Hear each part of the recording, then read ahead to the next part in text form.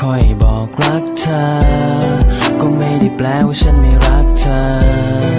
และฉันรู้ว่าฉันไม่คู่ควรให้เธอมาคบกันไม่เคยจะมีเวลาสักเท่าไรและเป็นคนเอาใจไม่ค่อยเก่งเธออาจไม่เข้าใจว่าฉันแค่เธอมาแค่ไหนอาจไม่คู่ควรแต่จะรักเธอเรื่อยไปในใจมันบอ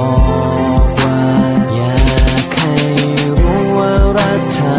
ไม่เคยเปลี่ยนไปเลยที่รักความรักที่มีให้เธอมันยังคงเหมือนเดิมจากนี้ชั่วนิรันดร์เธอคือหนึ่งเดียวในหัวใจจะรักเพียงเธอไปจนวันตายต่อยโลก